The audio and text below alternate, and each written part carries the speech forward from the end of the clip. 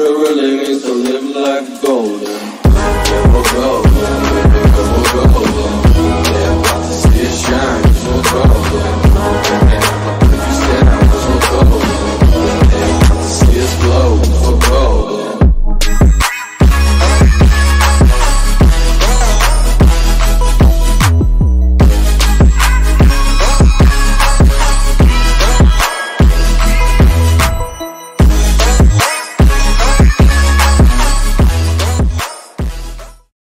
What's good, gang? Welcome to another segment of Ruthless Fight Culture. And I got my boy all the way from Raleigh, North Carolina, man. RissSky, man. What's good, boy? Good with you. How you doing, man? Shout out to RissSky Powerhouse, man. We got him in the building. Man, introduce yourself real quick, man. It actually feels real good, be the first segment of actually the Ruthless Fight Culture. My man's Boogaloo, Errol, man. Errol Hall, man. So we grown, man. It's crazy how, we met way back, 2013, 2014, around that time period. Yeah. We came a long way since then. Y'all don't know me. My name is Kendall Bishop from Norfolk, Virginia. Graduated from Booker T. Washington High School. Then went to Shaw University. Graduated from Shaw University. Owner and operator of the RissSky Powerhouse Enterprises, LLC, and the RissSky Powerhouse podcast on YouTube. If y'all haven't tuned in, y'all definitely should. That's RissSky Powerhouse. Yeah, man, we out here. Yeah, man. So, man, me and my boy, we was watching the fights tonight. We was watching. It was a toss up. We had MMA, UFC, Belal Muhammad versus Vicente Luque. Then we also had Errol Spence, Yordenis Ugas.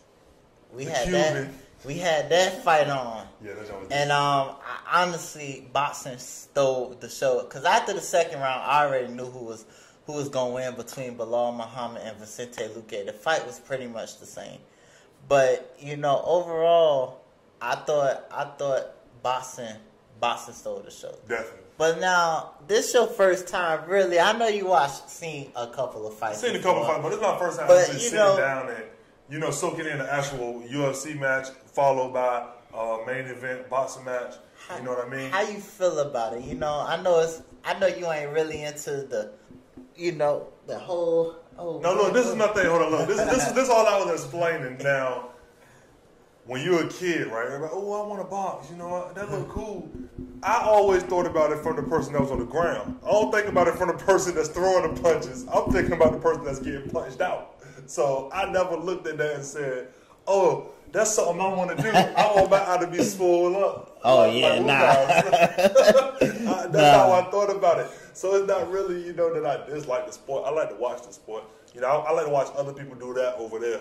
You know what I mean? But I just wouldn't do it personally. So let me ask you, what was your takeaway about boxing? What was your takeaway about the fight tonight? It was definitely high energy, fast paced. Definitely, those guys show a lot of showmanship. Gave us energy throughout the first 4 or 5 rounds. As it got to the middle, they started to get more, competitive. They stopped all of the smiling, all of the, the gimmicks. And then when you get towards the, 8th, 9th, 10th round, you start to see the tire, the legs started to wiggle. Those dudes started to be more focused, dialed in. Ugas was kind of defensive the entire match, which was to a detriment.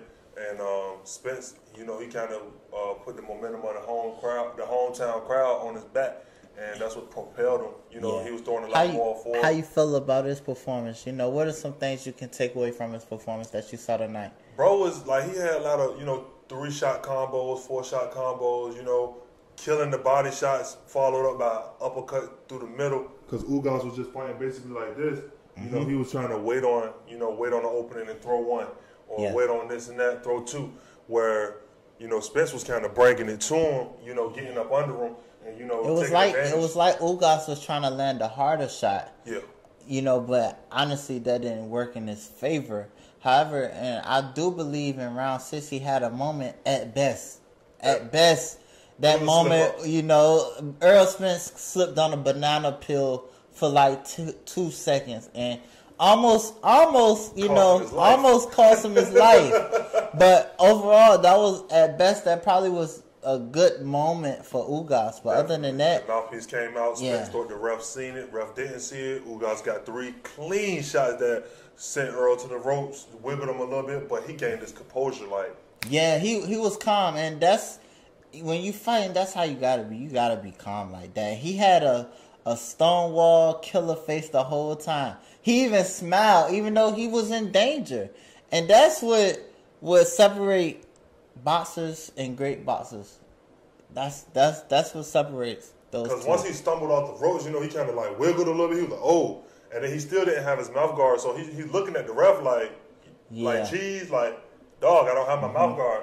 And even then, they still got back face to face, threw a couple punches before until the ref stopped like, and realized it. Oh, you don't have a mouth guard. Yeah. Like, bro, I ain't had the mouth guard for the last 10 seconds of the match. The ref was trying to get some attention tonight anyway, because he kept calling, stopping the fight. But overall, I thought it was a great performance. What would you take away from Ugas' performance? Bro, he was, like I said, he was just, you know, he was just too defensive. He never really, you know, once that first 2 or 3 rounds go by and you notice, you know, I know your corner telling you, you know, we lost that round or you got to pick it up, whatever. Yeah. Then you got to come in with the mentality, okay, I'm going to try to keep space with the jab, you know. If he try to keep, because what Spence kept doing was just like really getting his head on his chest. Once Spence head on his chest, it was like nothing Ugas could really do because he got long arms. Yeah. So you got to keep him honest with the jab. You know, keep your feet moving. That's another thing. He got stagnant. Once you hold your ground in one spot, now you just let him kill your body. You know what I mean? And that's one thing. It was compound interest. That's one thing I learned when I was at Norfolk RissSky boxing gym. My coach Bell used to always say, Coach Bell, Coach Sean, and Coach D, and Coach Sivy used to always say, you gotta move your feet, gotta move your legs. You know, you can never be stagnant. Always gotta be light on your feet, and that's the purpose of jump rope, by the way.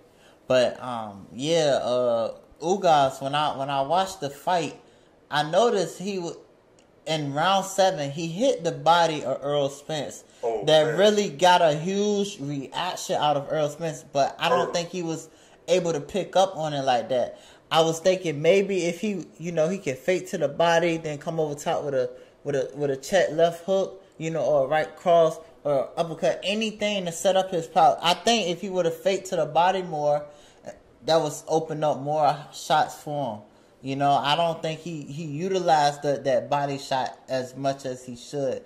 And then when he tried to, Errol was able to adjust anyway. He was trying to put too much. He was trying to get it all back in one hit rather than, you know, building up. Yeah. You know, snowballing it. He was trying to get it all in one. Because even the shots that was landing at times. They was stinging them, bro. Yeah, they was stinging shots, but they were more so like touch, opposed to like a hard shot.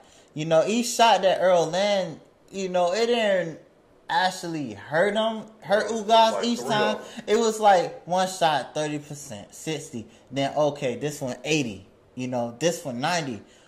You know, 100% power. So Errol Spence did a good job of pulling back on some of his punches, sitting down on a lot of them as well. Not to mention him being a southpaw, his punches come from a different angle for most fighters as well. You know, fighting left-handed fighters is really tricky at times. Catch you slipping. Yeah, nah. But after the fight, he had called this shot against Terrence Crawford. That's a fight that must happen. That's a fight that everybody been waiting for. And I like that. I like how as soon as the match was over, he said, I'm coming for your A. Yeah. Terrence Crawford, you better be ready. And then I'm about to kick you. I'm going to take your lunch money. And then Terrence immediately replied on Twitter. I said Twitter. On Twitter. And that right there, that fight, honestly, boxing needs that fight. For sure. You know, and I'll say this, what boxing is missing is just that fight. Them fights that fans want to see. It's a lot of great fighters. There's a lot of big names, and there's a lot of fights that can be made. For sure. We just got to make them in boxing. It's all about that dollar figure, bro. Yeah. It's all about that dollar figure, and if you ain't moving the needle, then the needle ain't moving you. Yeah, but, you know, tell them what you said about UFC earlier. what you was thinking about when you was like, man, why they keep smiling? Oh, why yeah, like it was like the whole match would be the whole round would be slow paced. It might be 10 to 12 punches connected. You know, a takedown that take up a minute and a half that they really just tangling each other, and then they just at the end of the match, it's like they making it a point to like come to each other like, oh yeah, good match, and then go back to their corners. And like in boxing, you know, early, you know, they were smiling at each other and they pounded each other gloves for like the first 2 rounds. But the deeper the match got, it started to turn into like cockiness, arrogance, taunting, and then once you started to get to the latter stages, you started to see the fatigue setting in. It started to turn into competitiveness, you know, drive, and just trying to will themselves to the end of the fight. Would you favor UFC or boxing? I mean, Excuse me, MMA or boxing? Like when like I've seen some John Jones fights, I've seen Rampage Jackson fight. You know, I played the UFC video game in that era, maybe like 2010, 11, 12 time period. You know, the what's dude's name? Chuck Liddell. That's my all-time favorite. Lyoto Machida, John Jones, Rampage Jackson. That was a weight class. I think they were light heavyweight. Those are dudes I was watching. Okay, you know a little something. That was the fun. That was the fun. That was the energy. FYI, that was back when the light heavyweight division was the best. Was elite. That was probably the best. That probably was the deepest division at one point. Now we don't know what's going on with light heavyweight. I'm gonna be real with you, but that's another story. That was a great era, bro. Lyoto Machida, Chuck Liddell, John Jones, Rampage. You even had Kimbo trying to get in there, at heavyweight. Different vulnerabilities in the UFC is a lot more, you know, openings for. There's a lot more trouble if you gamble. You know what I mean? With boxing, the restriction kind of. So I like the fast pace. I'll take the boxing because of the pace. You know, because of the gambling, the energy of the arena, the marketability. You know, and let's just be quite frank. Like, you know, it's more pop culture driven, you know, than the UFC. I get that. I feel that, and I understand that. Now, only thing is, it's not always like that with boxing. You caught MMA, you caught the UFC on the night it slipped on a banana peel. I'll say that. Honestly, man, I tell you this, bro. Some of the greatest fights I've ever seen came from the UFC. Word. Boxing is good. Boxing is great. But some of the greatest fights I recently seen have came from the UFC. Reasons being because with boxing, there's a lot of fights that still can be made that hasn't been made. But with UFC never miss when it comes to fights. Oh yeah, get all the they biggest never names. miss. Now, out of all cards, I'll say out of a whole year span, it's very seldom that the UFC put on. At best, at worst, they'll probably put on. It'll probably be like 3 or 4 cards out of a whole year span that's like, you know, I'm going to tune in. You know, I might not. But overall, it'd be really good card, especially around July, May. Next month, we have a big card. Last week, we had a good card. You know, so... And honestly, bro, I'm gonna tell you, I'm gonna give you this. If you want to see a good fight, some good fights, I'm gonna give you 3 fights to watch. One of my favorite fights is Kamaru Usman versus Colby Covington 1. I was fully invested in that fight. Number 2, Max Holloway versus Brian Ortega. Right. That's another fight you can look out for. And number 3, Dustin Poirier versus Justin Gaethje. I'm gonna have to lock in. Lock into those fights and get back to them. We're gonna talk about that. We're gonna talk about that next time I pull up. It's some fast-paced fights. And also, follow the 155 division. That's the deepest division. That's those the little guys. Those lightweight. Yeah, lightweight. So, you know, I get where you coming from. Because it be some nights with MMA, I'd be like, you know, it's a slow-paced night. Now, if you appreciate the sport and understand it, it's like, okay, you know, when you understand it, you can't do nothing but appreciate it. Like grappling, jiu-jitsu, you know, some nights are better than others. You know, that's what we will call a casual fan, which is not a bad thing. Right. Casual fan is somebody who just like tune in, but don't have an understanding. You don't follow the you don't follow the storyline as because much. honestly, with fighting, man, like combat sports, you gotta have a lifetime of skill. This is not like basketball. You can pick it up and you with practice for a few weeks, you be good. You got a consistent stroke. No, if you haven't really had a fight or been competing at a young age, it's gonna be difficult for you when you get older, and like especially having an understanding. So it's one of those things, but it ain't a bad thing that all people tune in, because I think combat sports or any combat, everybody should know and everybody should invest in it, because we all can do it. We all got 2 hands, 2 arms, 2 legs, 2 eyes. You know what I mean? So it's just I'm gonna let you and have that. And the brain to use if we wise. You know. Hey, look, I'm gonna let you have that, man. Hey, look, like I said, I don't never think about the person that's knocking somebody out. I think about the one that's getting knocked out. Yeah, I never knock nobody out, though. I'd rather get dunked on. I'd rather get crossed over. I'd rather get mossed on. But y'all never want to get knocked out. I ain't trying to get knocked out. You see Nate Robinson? Yeah. You seen Nate? They had Nate on his face with his knees. Oh, man. Face and knees. Yeah, I can't do it, bro. But overall, man. Great experience tonight, though. Definitely great events. Definitely. And we tuned in. Golden State got that first win over Denver. Y'all should definitely check out the next episode of RissSky Powerhouse. We're going to be talking about that. Yeah. Facts. Now, let me ask you this. Although it's two worlds, two unlikely worlds that will ever emerge. I mean, at times the NBA will have its MMA moments or its boxing moments. What do you think? How can you compare the two far as combat sports, whether it's boxing or MMA, to basketball? I think the conditioning and the training that it leads up to each event, like when you just look at players that really take it serious, like early Dwight Howard, Giannis, LeBron, players like Russell Westbrook even. These dudes, you can definitely tell that they are in peak shape. Curry to a degree with his cardio. These dudes, train for 82 game long haul. Mm-hmm. And when these dudes build layers of muscle so they can withstand contact throughout over time. Especially like Giannis and LeBron, They build those layers. So I think that's the closest way you can, compare, contrast how they prepare for each. Boxing, you prepare 6 months for one fight or 8 months for one fight. Yes. For basketball, you got 3 months to get your body ready for a 9-month stretch. You know what I mean? Yeah. So I think it's a little different in that regard. It's hard to compare because one is a team sport and one is you preparing for yourself.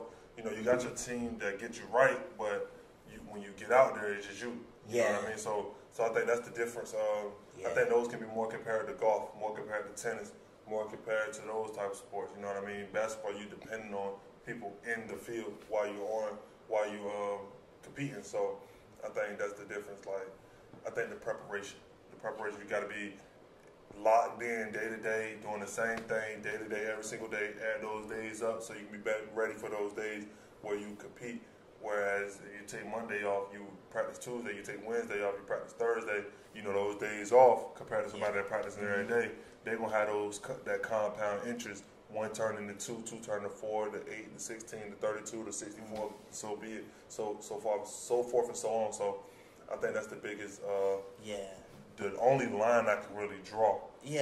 Now, I do agree with that. Now, with combat sports, as far as MMA, boxing, reason why most times when it be taking 6 months, the 6 months really don't. The 6 months of training really don't be fully 6 months of training. Most times, boxers, competitors, they be really just recovering during that 6 month stretch. Then they spend probably a 10 weeks training camp. 10 weeks is 4 weeks in a month. At best, like 2.5 months. Yeah. So it's not necessarily training 6 months for one fight. It's more so most guys be recovering. a lot of recovery is training, though, stretching, yoga. You might not be lifting weights. You might not be pulling cars. Training, You feel me? But you stretching, yoga, you breathing, you jogging, light jogging. Yes. You keeping your wind up. A big part of like getting the swelling down and all of that type of stuff, and like when you get hit a lot, is that stretching and breathing and proper rest. You know what I mean? So that's a part of training as well. Yes. That's just me training your mind, though. You're training your mind more so than your muscles. Yeah. That's pretty much that's how it is.